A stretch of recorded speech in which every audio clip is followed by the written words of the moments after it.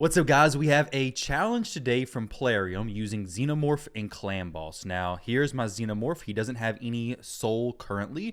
If I do get a soul for him, it's most likely going to be Nature's Wrath that I throw on him because Nature's Wrath is going to boost his damage. It's just a good soul all around. I don't plan to ever use him in PvP content where Lethal Dose actually becomes viable, but for PvE content, so Clanboss, Hydra, Chimera, all that kind of stuff, it would be Nature's Wrath. He does more damage from all of his skills and based on the amount of debuffs that he's placed. Now, as for this challenge, what is it? Well, it's maximum damage versus Clanboss. Whenever maximum damage versus Clanboss is involved, you're going to try to live as long as possible, and the champion to make all that happen is going to be Wixwell. I understand a lot of you may not have Wixwell, and if you do have Wixwell, this video is probably not going to be any help for you whatsoever, because there's champions going to do way more damage than Xenomorph in this team, specifically Titus. But to be honest, many champions will do more damage than Xenomorph does in this team. However, many other champions wouldn't give you the opportunity to win some of this sweet stuff down below, which, if you drop your player ID number, you just have to go to your info section, drop this number down below, and a somewhat thought out comment, just add a few extra words, do something so the YouTube algorithm doesn't tag it as a spam comment, but drop your player ID down below, maybe drop where you're going to use Xenomorph, and you'll have a chance to win 1 legendary skill tome, 1 rank 5 chicken, 200 energy, and 4 sets of multi-battle attempts. Now, what I'm going to be doing here is Ultra Nightmare difficulty, Xenomorph on the team. Xenomorph has to be, or poisons have to be, the majority of the damage. No mythicals, no dupes. I can either manual, absolutely not, auto or quick battle. I'm going to show a little bit of the fight on auto, and then we'll just do a quick battle. I must include the damage result, my account, no test server. Pretty simple. I'm going to go ahead and make the game capture show up just by itself, because what I'm going to do is actually close the game to save my Clanboss key. That may be the one thing you guys can learn from this video. So the team that I'm using is going to be Wixwell, running at these speeds, these stats. We have Krisk, we have Longbeard for the weekend and for some ally attack. We have Xenomorph, we have Corvus. My Krisk is quite a bit faster than everybody else because he brings increased speed and he doesn't apply it to himself. He's there for the decreased attack, decreased defense, hopefully going to help me push a bit more damage. Now, this isn't fully min-maxed to perfection. There's a ton more damage I can squeeze from this, but I do have 9-piece Feral on Corvus, so that whenever he places his poison sensitivity, which he unfortunately did not place just now, it's gonna, well, poison sensitivity plus his poisons, it's gonna help the entire team deal more damage.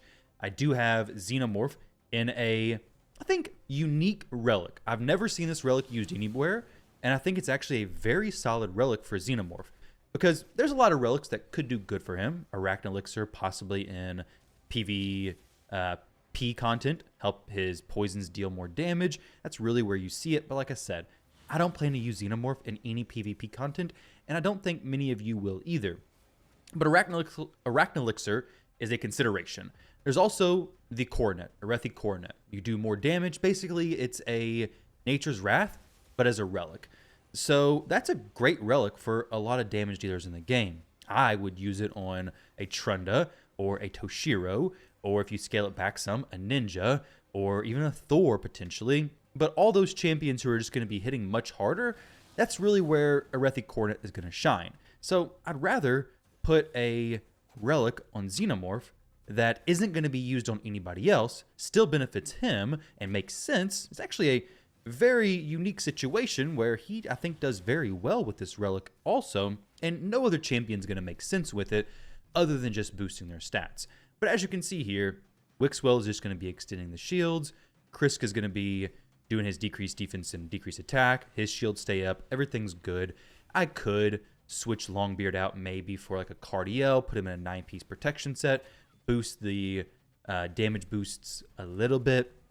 But ultimately, this team should do well. We have the weaken, poison sensitivity, all this kind of stuff, boosting our damage overall. So it should turn out to be pretty solid. Now, I haven't tested to see how much damage this actually does. I did try it out with a different champion in Corvus's spot. I forget who it was. and then I tried Xenomorph in 9-piece Feral and Merciless 6-piece, and they actually did the same amount of damage. Both ended about 300 million damage. So this team, it's a bit different, bit of a different approach. Oh, I had Oella there instead of Corvus. So let's back out of this. I'm just going to force quit it. If you're on a mobile device, you can just swipe the game away, or if you're on PC, just hard close the game. So my taskbar, just right click it and then close, and it will actually save your Clanboss key. If you've ever wondered how you can do that, that's how you can do that. Now, why does Plarium not add a free regroup to Clanboss? I have no clue. They should definitely do that because it is no reason that it's in Hydra and Chimera, but it's not over in Clanboss. But either way, I'm sure they're probably watching this video, so just add that. Hopefully it's pretty easy. I have no clue. But let's go ahead and do the quick battle. This team's working fine. As far as the presets go, this is important because I don't want Xenomorph placed in Infest. It does nothing on the Clanboss. I only want his A3, does good damage, and his A1, tons of poisons. Corvus, there's all the presets there. I have him opening with this for poison sensitivity, and then prioritizing this A2 for the buff and debuff extension. Go ahead and quick battle. Hopefully it runs all the way through. If not, I may have to buy another Clanboss key, and my clan's going to wonder what in the world I'm doing. Hopefully we're going to break 300 million here. 415 million. That's not too bad. And thank goodness Xenomorph doing the most damage at 171 million. So 415, could I push the damage more? Definitely could. Am I going to? Probably not. So 169 Clanboss turns, turn limit 1500. This is solid damage. Now, instead of Longbeard spot, if it was Mad Hatter, that could be a pretty big boost to Xenomorph. We have the weaken from him, the ally attack, bringing Xenomorph into the fight, plus the buff extension. So I could possibly even drop Krisk. I would need a different champion for the decreased defense, but it opens up more possibilities. So I do think that'd be a solid idea, but either way, this worked out, and it worked out well. For the gear sets that I have, I want to focus on Xenomorph because he is in 6-piece Merciless, but this relic right here is what I was talking about. So this is going to, wearer ignores 2% of the target's defense for each poison debuff on the target placed by the wearer. Now, you have a debuff cap of 10 for whatever area of the game you're in. Xenomorph is going to make your team reach that cap majority of the time. Now, they're not all his debuffs, but say he had 4 up at a time, which is a little bit more than he places from one A1 hit. What you're going to have here with this relic at 3-star plus 9 is you're going to have the base 2% defense ignore, stack on top of it an extra 2% defense ignore, and if he has 4 poisons out there, it's going to be 16% defense ignore because of this relic. For most champions, it doesn't make sense. For Xenomorph, I believe it actually does make sense. I'm not going to upgrade it anymore, but if you wanted to throw on some triangular gemstones, what you could do is go to socket type, triangle. I have this equipped on other people, but not on Xenomorph, of course. This one right here, Pierce Defense. The wearer will ignore 3% of the target's defense if the target is under 2 or more debuffs. This would make Xenomorph now, from this relic, be ignoring 19% defense, which is pretty significant. And then when you pair that on top of the passive that he has, everybody's going to be ignoring 20% of the target's defense. He really starts to scale up that defense ignore. Plus, he's in Merciless set, which is 35% defense ignore. We're decreasing the defense. We're using cruelty to drop it even more. So there's really a lot of defense ignore and defense reduction going on in his kit. Plus, we have Helm Smasher, which is even more defense ignore throughout the fight. That's really what I'm pushing. Like I said, Arethi Coronet is also very good for him. However, with Arethi Coronet, there's other champions that are better with this. Even Krokad, for example. This is going to boost their damage by a percentage after they've placed so many debuffs. Champions like Krokad do a ton of damage, so scaling that up by 10% is going to be a much bigger impact than scaling Xenomorph's damage by 10%. Just something to keep in mind. If you were to pair this with Nature's Wrath, then you get some pretty cool interactions. Like I said, the Preserved Aberration is something that you don't see used ever. I'm actually surprised I even had one sitting around because it's 9 times out of 10 a food relic or just a stat stick, as in give a champion extra attack, give him a little bit of accuracy as well. As far as his masteries, I picked up Master Hexer, one of the most important. This is mostly useless, to be honest. The ones over here, Helm Smasher, just typical nuker build here, nothing too special. For Corvus, like I said, 9-piece Feral.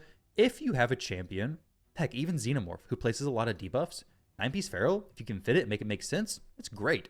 This is going to boost all allies' damage by 5% for each debuff placed by the wearer. So Corvus is going to be doing 5 debuffs basically. So it's a AoE 2 times. Each hit has a chance of placing 2 poisons, so it's going to be 4 there. Plus that, the poison sensitivity, so it could be 5, which is a pretty significant damage boost, but it's also 5 out of the 10 debuffs available. You do notice his poison sensitivity dropping off later into the fight. And then we have Wixwell, an Impulse plus Merciless, just for some resets on his A2 ability. He could be a Merciless 6-piece pushing more damage. There's a lot of stuff you could do with him. I have ran him like that before, and it works out great. Of course, we have to run a shield set in this team. If you have a Wixwell team with no shield set, it's going to be very difficult to grow your shields to a point where you're not just dying. So I have Krisk in that set.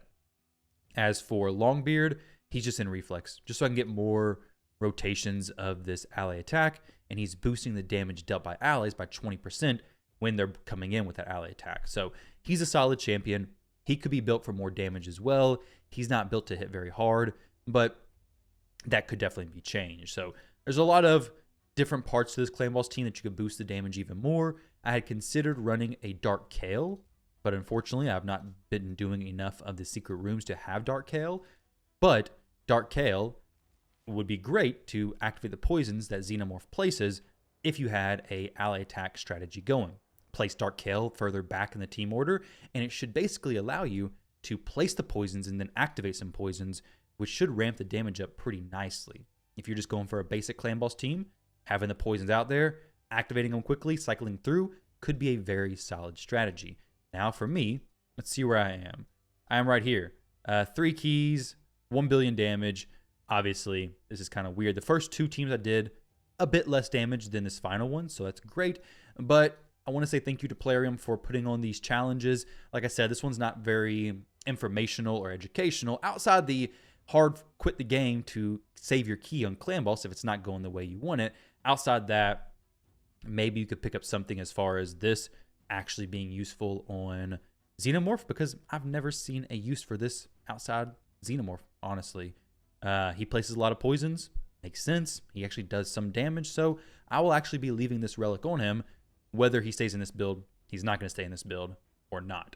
So there we go, guys. Thank y'all for watching.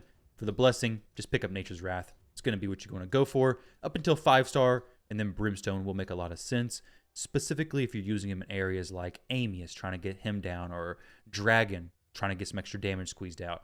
Plarium's really wanted me to purchase these daggone Primal Shard deals, apparently.